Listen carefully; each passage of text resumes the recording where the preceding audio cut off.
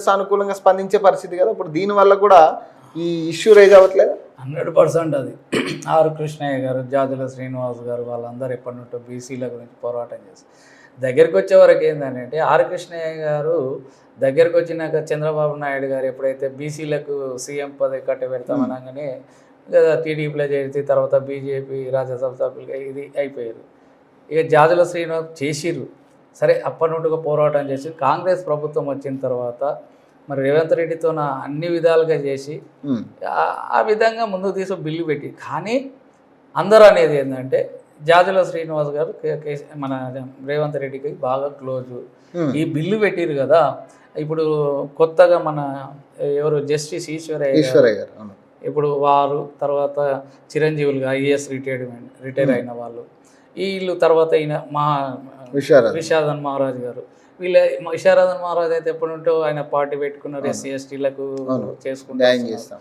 ఈరోజు చట్టాలు అమలు చేసే వాళ్ళు, జడ్జీలు, అక్కడ ఉన్న చట్టాలు ఏ విధంగా తెలిసిన వాళ్ళు, ఐఏఎస్ అంటే ఒక ప్రభుత్వానికి ఏ విధంగా రాసే వక్తలే ఈరోజు అది తప్పు వాళ్ళు చేసేదని, ఈ యొక్క బిల్లు తప్పు ఉంది, మీరు అసెంబ్లీలో పెట్టిరు కానీ సెంట్రల్కి పంపిస్తారు కానీ ఇది చెల్లదు, ఆర్టికల్ 9లో పెడితేనే ఆ బిల్లు పాస్ అయితేనే ఇది వర్తిస్తుందని బల్లకు తిన్నట్టు ముందుగానే చెప్పారు.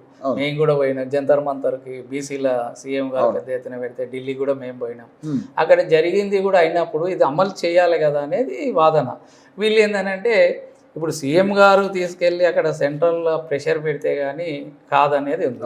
ఈ 42% రిజర్వేషన్ ఏది స్థానిక ఎన్నికలు వచ్చినాయి, సర్పంచ్లు కానీ ఎంపీటీసీ జెడ్పీటీసీ వచ్చినాయి.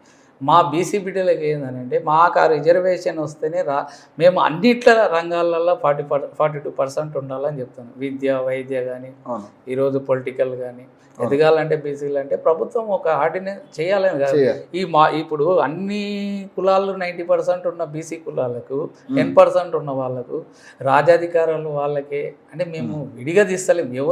ప్రభుత్వము మన ఒక వర్గానికి చెందినప్పుడు ప్రభుత్వం అమలు చేస్తున్నప్పుడు వాళ్ళ పోరాటం వాళ్ళదే, వీళ్ళ పోరాటం ఎవరికి తప్పు కాదు. మన హక్కుల గురించి ప్రభుత్వంతో పోరాటం తెచ్చుకుంటే ఎవరికి విభేదాలు ఉండవు కదా. అంటే బీసీ సంఘాల మధ్యన ఈ విడిబాటు ఎందుకు వచ్చిందంటే ఇప్పుడు జాజుల శ్రీనివాస్ గారు ఉన్నారు, మన సీఎం గారు బాగున్నారు, అప్పుడు ఆ ప్రెషర్ పెట్టి బిల్లుని ఎందుకు రూల్స్ ప్రకారంగా చేయలేకపోతున్నారు. శ్రీనివాస్ గౌడ్ గారు కూడా కాంగ్రెస్కి ఇదైనారు, ఆర్ కృష్ణయ్య గారు అక్కడ అయినారు, వీళ్ళు